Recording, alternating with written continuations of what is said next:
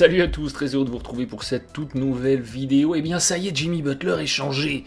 Jimmy Butler est changé aux Sixers. C'est la fin d'un interminable mélodrame de la saga Jimmy Butler au Minnesota Timberwolves. Il était temps que ça cesse, je pense que là tout le monde est content.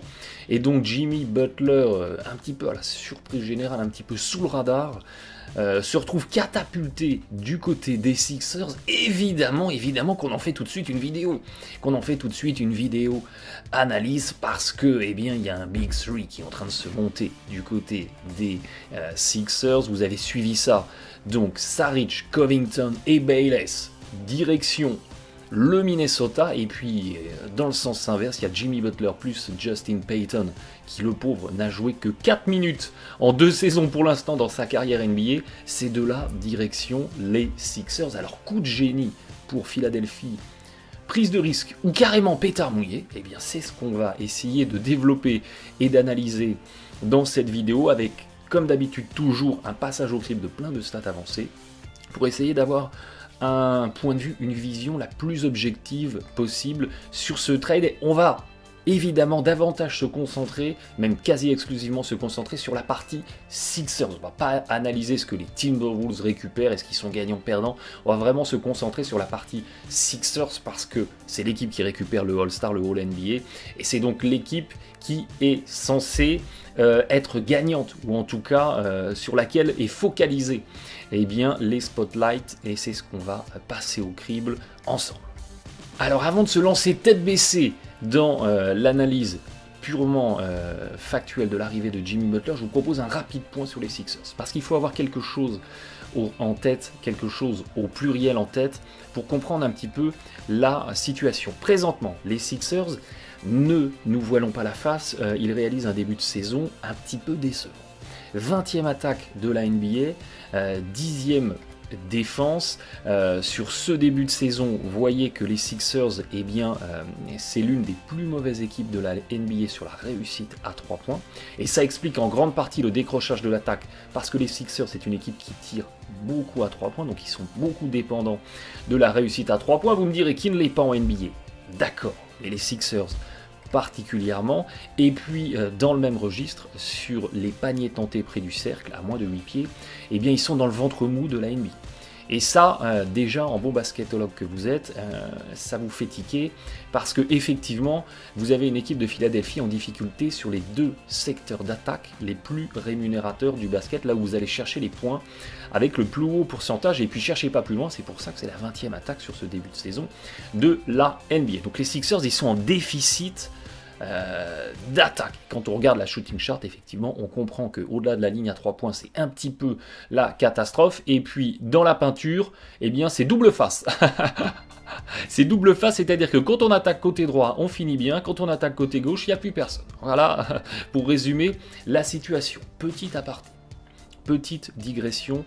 On sous-estime à quel point les départs de Bellinelli et Ilyasova ont énormément coûté aux Sixers, et combien en contrepartie ces joueurs-là qui sont arrivés en cours de saison la saison passée ont apporté énormément à l'équipe, parce que sur les 25 matchs à peu près qu'ils ont joué aux Sixers la saison passée, eh bien cette équipe de Philadelphie, elle a fini avec le meilleur bilan de la NBA, et sur ces 25 matchs, eh bien, les Sixers ont été la 5e attaque et la 2e défense de la ligue. Donc quand il y avait Bellinelli et quand il y avait Ilyasova, ça se passait très bien, et les Sixers, eh bien, ils étaient parmi les 10 meilleures équipes de la NBA sur la réussite à 3 points, et c'était la meilleure équipe de la NBA pour la réussite tout près du cercle. Donc on est complètement dans un schéma à l'opposé de ce qui se passe actuellement pour ces Sixers.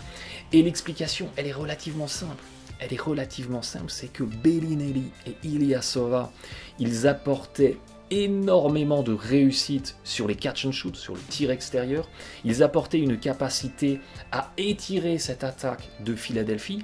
Et quand vous avez dans un dispositif des Sixers un Embiid qui est une tour de contrôle, un point d'ancrage à l'intérieur, et que vous pouvez l'entourer de joueurs qui peuvent s'écarter et qui peuvent tirer à 3 points, forcément ça limite la capacité de la défense adverse à venir faire prise à 2. Et puis à côté de ça, vous avez un Ben Simmons qui est lui aussi dans son registre une tour de contrôle, qui fixe la défense en étant en capacité un petit peu comme un LeBron James ou un James Harden de déborder sur le premier pas en dribble son défenseur et aller finir fort en lay-up. Et puis s'il y a une aide, eh bien il va trouver le petit décalage et on va trouver Covington, on va trouver Saric, on va trouver Bellinelli, on va trouver Ilyasova et vous aviez comme ça eh bien une attaque des Sixers qui était très étirée, qui ouvrait d'énormes intervalles pour Simmons pour qu'il puisse driver, et on avait des joueurs, un Bellinelli qui pouvait faire une réception tir sanctionnée à 3 points, qui pouvait aussi, à partir du côté faible, parce que le défenseur est très haut sur lui, parce que c'est un danger, eh bien il pouvait tenter des petits backdoors, et hop dans le dos du défenseur, j'allais te mettre un petit lay-up sur une belle passe de Simmons, qui a une très bonne vision de jeu, et puis vous avez un Ilyasova qui pouvait poser des écrans, qui pouvait s'écarter, qui pouvait transférer à l'opposé, réceptionner et sanctionner à 3 points. On a un joueur qui était à 55% au tir réel sur les catch and shoot, ça c'est sur la période où il était aux Sixers, sur la saison passée. Et Bellinelli et Ilyasova sont parfaitement capables d'exister sans ballon dans une attaque des Sixers, et ça c'est très bien, parce que le ballon était dans les mains de Ben Simmons. Donc complémentarité totale. Et la clé dans le basket, c'est pas d'assembler des stars, c'est d'assembler des joueurs qui peuvent jouer ensemble, qui sont en complémentarité. Et là, avec cet échange, avec ce trade de Jimmy Butler, eh bien, on va perdre du côté des Sixers encore 2 joueurs qui avaient complètement le même profil que Bellinelli et Ilyasova, des profils qui matchaient et qui correspondaient très bien au style de jeu de Ben Simmons. Donc, Bellinelli et Ilyasova, les départs ont coûté aux Sixers, et là, Saric et Covington, c'est pareil, même profil, et on les fait partir. Donc là déjà, on est en train de se dire, oula, il y a peut-être un risque. Il y a peut-être un risque, parce que Covington, c'est 60% au tir réel sur le catch and shoot, et c'est 65% de fréquence, donc c'est un joueur qui ne fait quasiment que ça en attaque. C'est-à-dire que c'est le prototype Covington du 3 and D guy, c'est le mec qui défend et qui campe derrière la ligne à 3 points en attendant le renversement et qui sanctionne. Et Saric, il a eu un très mauvais début de saison 2019, mais il était en train, sur les 2 derniers matchs, il était en train de se refaire un petit peu, et ça arrive à tout le monde d'avoir des coups de mou, spécialement quand vous êtes dépendant du tir extérieur dans votre jeu d'attaque, et c'était le cas de Saric. C'est un intérieur, mais il existait, c'est pareil, regardez, à plus de 50% sur du catch and shoot, à pratiquement 60% au tir réel. Donc vous aviez 2 joueurs qui existent en attaque sur du catch and shoot, aux côtés d'un Embiid qui peut fixer, ressortir, et d'un Simmons qui peut fixer, driver et ressortir sur les tireurs. Complémentarité parfaite. Donc la construction, le trust the process des Sixers, oui, j'y croyais, parce qu'il y avait de la cohérence, il y avait de la complémentarité. Et gardez en tête, ne sous-estimez pas l'apport de Covington, qui avait été signé d'ailleurs la saison passée par les Sixers à un prix tout à fait correct par rapport aux tendances du marché. Covington, ne sous-estimez pas son impact et son apport pour cette équipe des Sixers, parce que regardez, la saison passée, j'ai pas sur 82 Games, il n'y a pas encore la saison en cours, mais sur la saison passée, regardez, quand Covington est sur le terrain et n'est pas sur le terrain, il y a un différentiel en qualité d'attaque-défense pour les Sixers de plus 15, c'est le plus gros différentiel de toute l'équipe. C'est-à-dire que même quand Embiid ne joue pas, ça pénalisait entre guillemets moins les Sixers que quand Covington ne jouait pas. Alors vous me direz, ouais, mais il était là au bon moment, il était là avec les 5 majeurs, etc. Mais c'est aussi vrai pour Simmons. Et Covington, il jouait beaucoup. C'était un joueur très impactant. C'était un joueur qui pesait dans le dispositif des Sixers. C'était le 3&D type of player que toutes les équipes qui ont un peu d'ambition rêvent d'avoir dans leur rang. Parce que c'est un gars qui ne vous monopolise pas la balle en attaque, qui défend et qui va tous les soirs prendre, entre guillemets, la star adverse, que ça soit sur le poste 2 ou le poste 3. Et bien, quand on sait tout ce qu'il y a comme pléthore de bons joueurs sur ces postes 2 et 3 en NBA, eh bien c'est bien d'avoir un très bon défenseur sur ces compartiments-là. Et puis, c'est un joueur qui, sur des fixations, des renversements, pouvait sanctionner. Et on ne demandait pas plus finalement à un joueur de complément comme Covington. Et on retrouve, regardez cette stat, quand il est sur le terrain, la défense des Sixers était à 103 points pour 100 possessions. Et dès qu'il n'y était plus, ça tombait à 112. Toujours compliqué, je l'ai déjà dit 10 000 fois, de ramener sur un joueur des qualités de défense, mais quand on recoupe plusieurs stats, on peut avoir en tête une tendance, et là clairement il y avait une très bonne tendance défensive de Covington sur cette équipe des Sixers. Et puis on en parlait tout à l'heure, vous aviez Ben Simmons en tour de contrôle balle en main, entouré de joueurs qui peuvent exister sur du catch and shoot, qui peuvent sanctionner à 3 points, ou qui peuvent se démarquer sans ballon et finir fort en dessous. Et vous aviez une complémentarité qui est totale. Et c'est ça qui marchait. C'est ça qui marchait, et c'est pour ça que les Sixers s'en sortaient plutôt pas mal. Ils avaient trouvé une recette qui marchait. On l'a vu sur la fin de saison passée. On était encore dans un processus de développement des jeunes joueurs, donc il fallait encore développer Fultz. Simmons était encore en développement. Même Embiid est encore en développement. On voit que saison après saison, il gagne en efficacité, il gagne en impact. Et puis, côté Sixers, on n'était pas spécialement pressé parce que on avait encore plein de dollars en banque à l'été 2019 pour, aux côtés de ce dispositif qui était inscrit dans la durée, c'est-à-dire que Saric avait encore une année de contrat, Simmons, Fultz bien entendu, Embiid avait été signé, Covington avait été signé, donc il y avait une ossature, une structure de base qui était là dans la durée. On pouvait venir avec de l'argent disponible greffer un joueur au contrat max sur cette ossature à l'été 2019 et peut-être sur la saison prochaine franchir encore un palier. Et puis bam, Jimmy Butler happens. Jimmy Butler happens et les Sixers se sont dit allez, on va pas attendre l'été 2019, le joueur calibre All-Star All-NBA, on le prend maintenant. On le prend maintenant. Eh bien, est-ce que c'était une bonne idée? Est-ce que c'était pas un peu précipité? Est-ce qu'ils n'ont pas sacrifié trop de joueurs qui étaient impactants dans l'équipe pour que cette arrivée de Jimmy Butler, eh bien, elle impacte vraiment positivement, d'une manière notable, l'équipe des Sixers? Eh bien, on va en parler tout de suite. Alors évidemment, Jimmy Butler, la saison passée, il était encore All-NBA Third Team, All-NBA Second Defensive Team, All-Star, donc c'est l'un des tout meilleurs joueurs de la NBA, et dès lors qu'une équipe peut récupérer un joueur calibre All-NBA, évidemment que c'est une bonne acquisition, surtout que ne faites pas votre Stephen A. Smith s'il vous plaît, surtout qu'on pourrait se dire ok, ils récupèrent un All-NBA et ils ont même pas lâché un All-Star, ils lâchent 2 joueurs, 2 role-players, donc évidemment que c'est une bonne affaire pour les Sixers, évidemment qu'ils sont meilleurs. Alors évidemment que Jimmy Butler c'est un super joueur. Et si vous êtes un fidèle de la chaîne, vous savez que c'est un joueur que j'apprécie. Que j'appréciais beaucoup dans les années Bulls, où c'était pas le franchise player, où il défendait vraiment comme un mort de faim, et puis il a suivi les pas de tous les joueurs qui deviennent des All-Stars, qui deviennent des locomotives d'attaque. Il commence à moins défendre pour un peu plus attaquer. C'est malheureux, mais c'est comme ça. Donc Jimmy Butler, évidemment que c'est un super joueur. Évidemment que c'est un super joueur, mais est-ce que c'est le super joueur dont les Sixers avaient besoin? Eh bien, présentement, je ne vous cache pas que c'est une arrivée qui soulève pour moi plus de questions qu'elle n'apporte de réponses. Et je vais m'en expliquer. Je vais m'en expliquer tout de suite. Alors déjà, pour revenir un petit peu sur les Sixers, sur ce début de saison, ils font en moyenne 290 passes par match.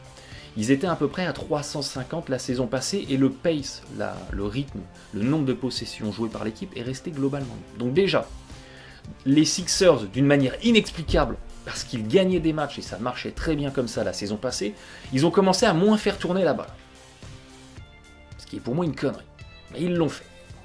Ok. Et visiblement, ça marche pas puisque l'attaque a dégringolé. Gardez ça dans le coin de votre tête. Avec Ben Simmons, ils ont le 13e joueur qui a le plus la balle en main de toute la NBA. Donc Ben Simmons, c'est un joueur qui éminemment a besoin et aime avoir le ballon entre ses mains. Parce que c'est un playmaker. Parce que c'est évidemment pas le joueur qui va exister sur du catch and shoot, il n'en a pas. C'est le joueur qui est à la base de l'attaque, qui est à la création. Sauf que Butler aussi. Butler aussi, c'est un joueur qui aime avoir la balle en main. Il a le 42e temps de possession, si vous voulez, de toute la NBA. Et vient se greffer aussi du côté des Sixers cette saison, un petit peu Markelle Fultz, qui a le 62e temps de la NBA. Pour vous donner une indication, le niveau de Fultz, c'est le niveau d'un Leonard, d'un Oladipo, d'un Donovan Mitchell. Des joueurs qui sont entre guillemets des franchise players. Donc tout ça pour vous dire que en fait, les Sixers, ils vont se retrouver avec 3 joueurs qui aiment avoir la balle en main, qui vont être ensemble a priori sur le terrain. Et là où ça va poser une question et où ça va être un problème, c'est que quand Jimmy Butler va avoir la balle en main, il aime la voir. S'il fixe, s'il fixe la défense, eh bien il va pas pouvoir ressortir sur Ben Simmons parce qu'il est à 0% sur les catch and shoot, il n'en prend pas. C'est quelque chose qui n'existe pas. Et s'il ressort sur Markelle Fultz, il est à 21% tir réel sur les catch and shoot. Donc ça veut déjà dire que la défense, elle va oublier ces joueurs dès lors qu'ils sont au-delà de la ligne à 3. C'est des joueurs qui ne vont pouvoir exister quand Jimmy Butler aura la balle en main que dans des démarquages sans ballon vers le cercle. Il y en a dans le jeu d'attaque des Sixers, il y a cette fluidité-là, mais avouez que quand vous aviez un Benelli ou un Covington qui pouvait à la fois rester derrière la ligne à 3 points et être un danger, et à la fois couper et être un danger, vous étiez beaucoup plus dangereux en attaque que quand vous avez un joueur qui, au-delà de la ligne à 3 points, est en game over. Il n'existe plus dans votre dispositif. Alors vous me direz, oui, mais à contrario, quand Simmons aura la balle en main, Jimmy Butler, il a progressé dans son tir de loin, il pourra sanctionner. Effectivement. Effectivement, quoique sur ce début de saison, même s'il n'y a pas eu beaucoup de matchs joués, Jimmy Butler, c'est 50% au tir réel sur les catch and shoot. C'est pas beaucoup. Là où c'est plus ennuyé, c'est que Jimmy Butler, le catch and shoot où j'existe sans ballon, eh bien c'est quelque chose qu'il n'a pas vraiment fait sur les 2 dernières saisons du côté des Timberwolves, et qui dans les dernières années Bulls où il était un peu le franchise player, c'est pareil. C'est pas quelque chose qui était dans son jeu. Donc c'est pas dans l'ADN de Jimmy Butler, je ne dis pas que ça ne peut pas changer, mais c'est pas dans l'ADN de Jimmy Butler d'exister sans ballon, comme un Bellinelli ou comme un Covington. Or, c'est ce profil-là qu'il faut adosser au profil de Ben Simmons. Et ça déjà, ça commence à être encore problématique.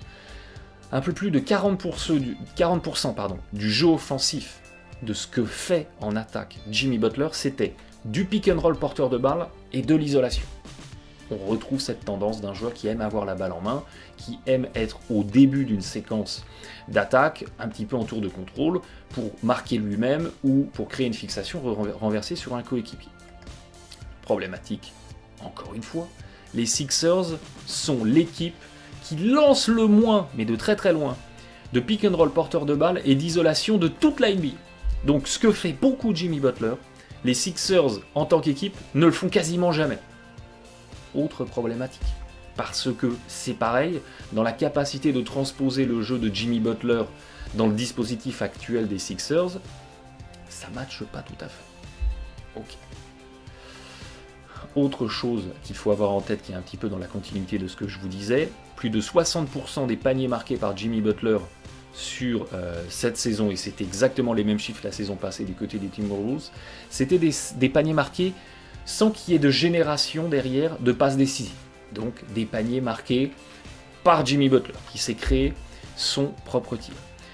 Et on va encore un petit peu plus loin, si on se concentre sur ce que Jimmy Butler a tenté le plus en attaque, ce qu'il a tenté le plus en attaque sur ce début de saison et sur la saison passée, c'est les mêmes tendances, hein, je ne vous les montre pas mais c'est les mêmes, faites-moi confiance, c'est du jump shot, c'est du tir en élévation, et sur les jump shots qu'il tente le plus, eh bien le pourcentage de paniers qui ne génèrent pas de passes décisives passe à 75%. Or, l'isolation et le jeu comme ça, sans qu'il y ait de structure collective, sans qu'il y ait de génération de passes décisives, eh bien c'est pas le jeu des Sixers. Donc une nouvelle fois, Jimmy Butler, eh bien il ne matche pas tout à fait dans le dispositif de Philadelphie, parce que Jimmy Butler, il a pris l'habitude depuis beaucoup de saisons maintenant d'être le franchise player, d'être le joueur qui a la balle en main, d'être le joueur qui fixe la défense, d'être le joueur qui crée pour les autres.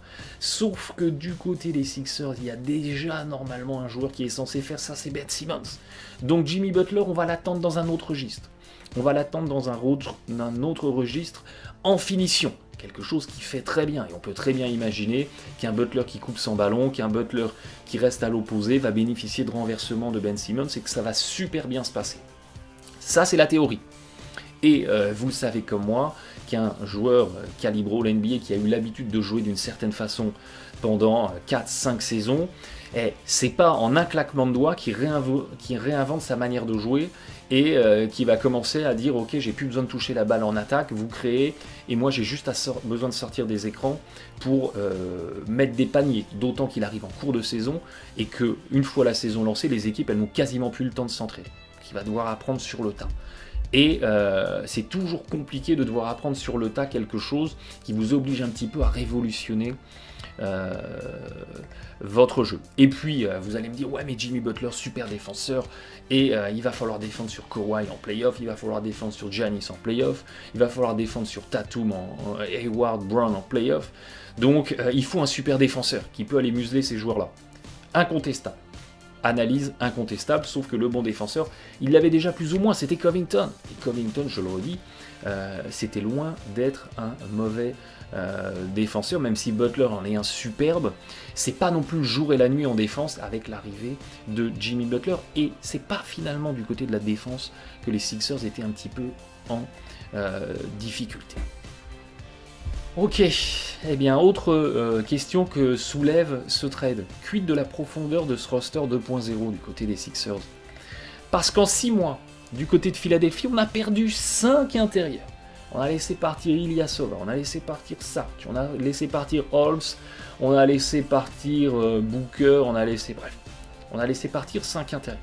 Certes, on n'est plus du tout dans une NBA où on compte beaucoup sur le jeu intérieur, mais dans la rotation maintenant des Sixers avec l'arrivée de Jimmy Butler, on va s'amputer encore de Dario Saric. On se retrouve finalement en intérieur classique avec Embiid, Johnson et Muscala. C'est tout. Ça n'empêche pas, si on prend une équipe en compétition avec les Sixers, ça n'empêche pas les Celtics qui fondamentalement en vrai intérieur, ils n'ont que Horford, Baines et Daniel Theis. Ça ne les a pas empêchés de faire une super saison la saison passée et d'avoir des ambitions pour cette saison. Il n'y a pas de souci. Mais au-delà de ça, en imaginant que le futur 5 majeur des Sixers, ça va être Fultz, JJ Redick, Jimmy Butler, Ben Simmons et Embiid, ce qui me paraît le plus logique, ça veut donc dire que le banc des Sixers, ça devient McConnell, Wilson Chandler, Muscala et Amir Johnson. Je ne sais pas si ça vous fait rêver. Perso, moi, pas des masses. D'autant que sur ce début de saison, le banc des Sixers, c'était le 19e banc en plus-minus, en différentiel plus-minus de la NBA. Pas sûr que ce banc nouvelle génération permette de faire beaucoup mieux que cette 19e place. Pour info, ils avaient le 8e banc sur la fin de saison passée quand ils ont cartonné. Quand il y avait Bellinelli, Ilyasova en sortie de banc. Et d'avoir une deuxième unité qui pouvait apporter plein de choses, et évidemment que ça portait ses fruits et que ça payait du côté des Sixers. Et puis, on se retrouve avec un Ben Simmons qui va jouer meneur, entre guillemets. On va avoir un point forward à la Pippen ou à la Draymond Green avec Ben Simmons qui monte la balle mais qui est en fait plus ou moins le 4 sur le terrain, mais ça veut donc dire qu'à contrario en défense, les intérieurs qui étaient à la charge de Saric, qui certes n'était pas un bon défenseur, se retrouvent à la charge de Simmons. Nul doute qu'avec son gabarit, il peut les prendre en défense, mais il se retrouve un petit peu plus exposé, parce qu'il va devoir défendre sur tous les intérieurs un petit peu plus musculeux que lui, qui vont affronter les Sixers. Ça expose un Simmons, alors que dans le dispositif précédent, même si Saric n'était pas terrible, on avait la possibilité de changer. Simmons pouvait interchanger en défense avec Saric, peut-être même avec Embiid, ça posait moins de problématiques. C'est beaucoup moins vrai dans cette disposition avec Jimmy Butler, où certes on peut continuer à changer entre JB et Ben Simmons, mais où entre tous les membres du front de course c'est un petit peu moins évident de changer. Et puis si on se projette un tout petit peu dans les 6 mois à venir, les Sixers, ils avaient d'énormes perspectives sur la capacité à se renforcer à l'été 2019. Ces perspectives de beaucoup se renforcer à l'été 2019, elles deviennent très minces. Je vais m'expliquer très rapidement. Avant le trade de Jimmy Butler, partant du principe que les Sixers allaient conserver le cap hold de McConnell, qui est très peu élevé, et qu'ils allaient renoncer à J.J. Redick, à Wilson Chandler et à Amir Johnson, qui ont des cap hold à contrario très élevés. En partant de ce principe-là, les Sixers, ils disposaient de 34,5 millions de dollars pour recruter à l'été 2019. Donc ils avaient largement de quoi proposer un contrat max à l'intersaison.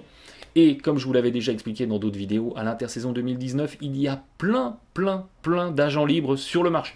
Donc, ils pouvaient garder la structure avec, je l'ai déjà dit, Fultz, Simmons, Saric, Covington, Embiid. Ils pouvaient garder cette structure-là, l'ossature, le trust the process, et greffer un joueur All-Star, All-NBA par-dessus. Après le trade de Jimmy Butler, il va demander le contrat max. C'est déjà acté, même le deal, je pense, a été validé, parce que Butler sait que les Sixers vont lui proposer derrière le contrat max longue durée à l'été prochain, le contrat max qu'il espère depuis si longtemps. Donc on va partir du principe que Butler il va avoir son contrat max. Et on garde les mêmes prérogatives. McConnell est conservé et J.J. Redick, Chandler et Amir Johnson, les cap hold ne sont pas conservés, ils deviennent free agent. Et bien dans ce même scénario, les Sixers ils se retrouvent avec 14 millions de dollars en banque pour recruter. Avec 14 millions, et bien vous recrutez pas grand chose. Vous pouvez trouver un ou deux joueurs très intéressants, et là ils ont un roster à 8 ou 9 joueurs, donc de toute façon il faut trouver des joueurs intéressants pour boucher les trous, mais vous n'allez pas trouver le joueur calibre All-Star que vous pouvez greffer sur un dispositif existant.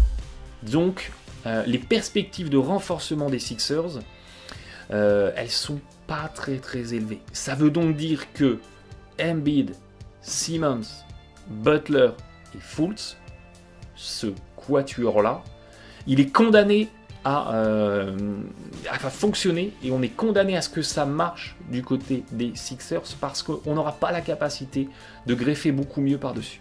On est condamné à avoir ce dispositif-là qui marche parce que là, 2019, on re-signe Butler, 2020, on re-signe Simmons, et derrière, il n'y a plus de flexibilité. On a Embiid, Butler, Simmons qui sont verrouillés pour les 3-4 prochaines saisons encore restantes en 2020.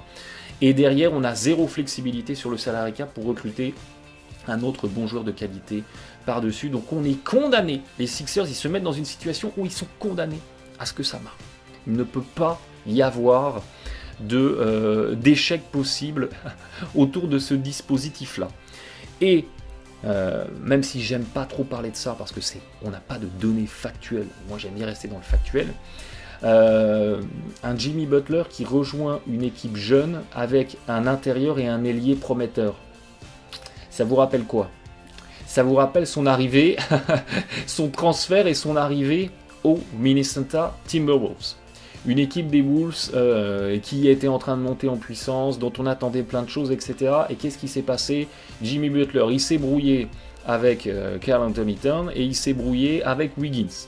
Donc, Embiid et Simmons, même si ça n'a fondamentalement rien à voir avec les Sixers, ils sont un petit peu plus compétitifs, mais avouez que le contexte ressemble un petit peu, et il faut commencer à émettre des doutes finalement sur la capacité de Jimmy Butler à intégrer un dispositif qui est déjà en place, un dispositif qui n'est peut-être pas forcément taillé à la base autour de lui. Et rien ne nous permet de dire là, présentement, au 11 novembre, un jour après le trade, rien ne permet de nous dire non mais Jimmy Butler il va se fondre dans les collectifs, c'est un joueur qui va poser aucun problème. Donc, une nouvelle fois, prudence. Évidemment qu'on souhaite le meilleur aux Sixers. Évidemment qu'on souhaite le meilleur aux Sixers parce que plus il y aura d'équipes compétitives dans la NBA, mieux les basketologues se porteront. Et oui, parce que plus les matchs sont intéressants et plus il y aura d'enjeux, plus il y aura de suspense. et plus tout ça sera fascinant. Mais l'arrivée de Jimmy Butler, c'est une rupture avec Trust the Process, avec ce qu'on avait voulu mettre en place sur plusieurs saisons dans du long terme avec les Sixers. Et dès qu'une équipe casse une logique de moyen ou de long terme pour faire un petit deal claquement de doigts, un petit coup de poker à court terme, souvent je me méfie. Souvent je me méfie, donc on suivra ça évidemment de près, évidemment de très très près, mais vous voyez que l'arrivée de Butler, elle pose quand même beaucoup de questions. Il y a beaucoup d'ajustements qui sont à faire, il y a beaucoup de... il faut se réinventer, il y a beaucoup de réinvention à faire, et surtout du côté de Jimmy Butler. Est-ce qu'il va être prêt à ça? Eh bien, et c'est tout ce qu'on souhaite, c'est le meilleur qu'on souhaite à cette équipe des Sixers qui effectivement commençait à être vraiment séduisante. Et évidemment qu'on sera là, pour suivre ça de très près. Merci de votre fidélité, bon match à tous.